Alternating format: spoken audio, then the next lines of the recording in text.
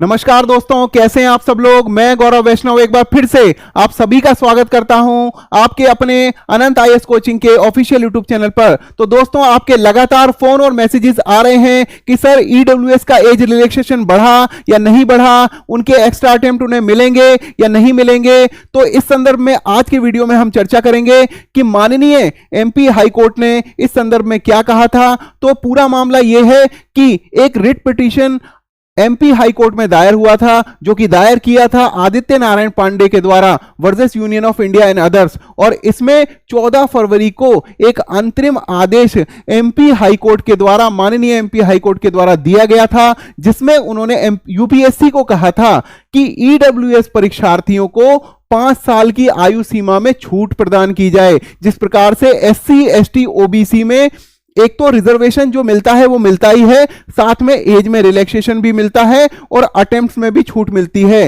तो इसीलिए ईडब्ल्यूएस परीक्षार्थियों ने भी ये याचिका दायर की कि हमें भी 10% रिजर्वेशन के साथ में जो अटेम्प्ट में भी छूट मिलनी चाहिए और एज रिलैक्सेशन भी मिलना चाहिए। तो इसी संदर्भ में माननीय हाईकोर्ट ने, माननीय एमपी हाईकोर्ट ने यूपीएससी को ये गाइडलाइंस दी कि ईडब्ल्यूएस परीक्षार्थियों को 5 साल की आयु सीमा में छूट प्रदान की जाए। मतलब उनकी जो आयु सीमा है वो कितनी, जो जनरल कैटेगरी की आयु सीमा है 32 वर्ष, उससे बढ़ाकर कितनी कर दी जाए, 37 वर्ष कर दी जाए। और साथ में ही ओबीसी की तरह ही उनके अटेम्प्ट्स भी 6 से बढ़ाकर कितने कर दिए जाए, 9 कर दिए जाएं। तो आप सभी को पता है कि ओबीसी में जो आयु सीमा है वो 3 साल का एज रिलैक्सेशन इसमें मिलता है और साथ में ही जो 3 साल अटेम्प्ट भी मिलते हैं, मतलब आपको 9 अटेम्प्ट्स मिलते हैं, मतलब 3 अटेम्प्ट एक्स्ट्रा मिलते हैं। और अगर बात करें एससी एसटी की, तो यहां पर अटेम्प्ट्स तो हो जाते हैं अनलिमिटेड और साथ में 5 साल का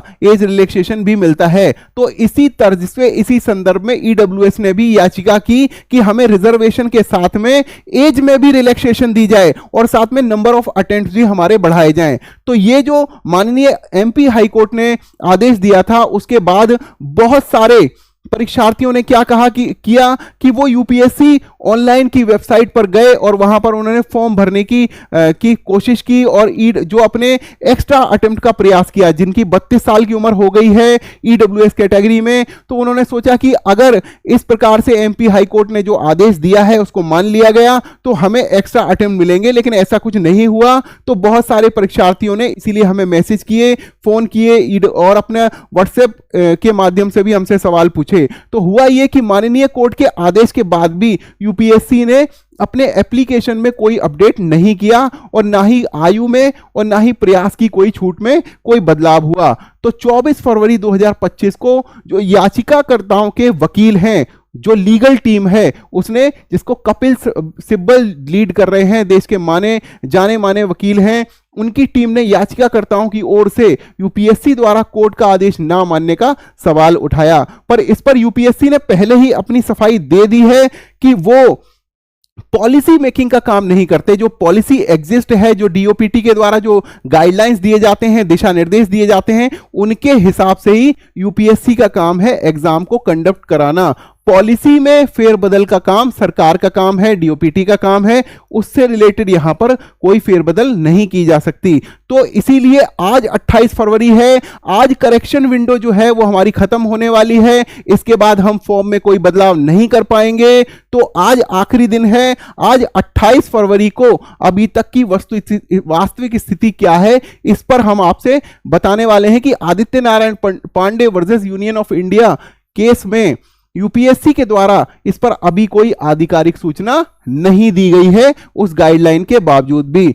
तो यूपीएससी ने पहले ही क्लियर कर दिया है कि हमारी तरफ से ऐसी कोई पॉलिसी हमें नहीं बताई गई है और हम पॉलिसी रिलेटेड काम करते हैं। पॉलिसी जो हमें मिल जाती है उसके हिसाब से एग्जाम कंडक्ट कराते हैं और ऊपर जो सरकार का स्तर है वहां पर पॉलिसी मेकिंग का काम होता है, हम केवल पॉलिसी को लागू करते हैं एग्जाम कंडक्ट कराने में। तो अब ईडब्ल्यूएस के जो परीक्षार्थी हैं जिनकी 32 साल की आयु सीमा समाप्त हो गई है, वो अब हमसे, बहुत सारे बच्चे हमसे सवाल पूछते हैं कि सर अब हमें क्या करना चाहिए। तो मेरा मानना तो यही है कि हमें सरकार से दरख्वास्त करनी चाहिए, क्योंकि ईडब्ल्यूएस की समय सीमा है या एज रिलैक्सेशन है या नंबर ऑफ अटेम्प्ट है, अगर बढ़ाए जाते हैं यूपीएससी में, तो केवल यूपीएससी में नहीं बढ़ाए जाएंगे। ईडब्ल्यूएस की कैटेगरी जहां जहां एग्जाम देती है, चाहे वो एसएससी का एग्जाम दे चाहे कहीं भी, तो उस कैटेगरी में एज रिलैक्सेशन हर जगह मिलेगा। तो इसका एक पूरे देश पर प्रभाव पड़ेगा, हर परीक्षा पर प्रभाव पड़ेगा।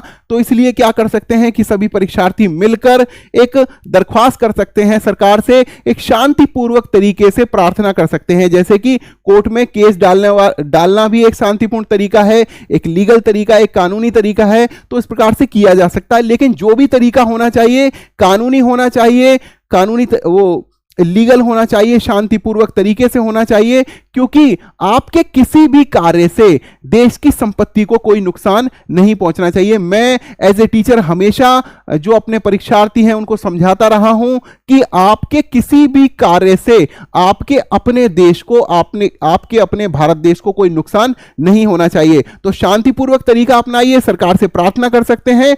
और यह निश्चित है कि जब एक बहुत बड़ा समुदाय, बहुत बड़ी संख्या में, बहुत बड़ी पॉपुलेशन में परीक्षार्थी जब कोई शांतिपूर्वक तरीके से कोई प्रयास करते हैं, कोई प्रार्थना करते हैं, तो सरकार उसको जरूर सुनती है। लेकिन इस बात का ध्यान रहे कि यह तरीका शांतिपूर्वक ही होना चाहिए। तब तक के लिए मैं आप सभी से विदा लेता हूं।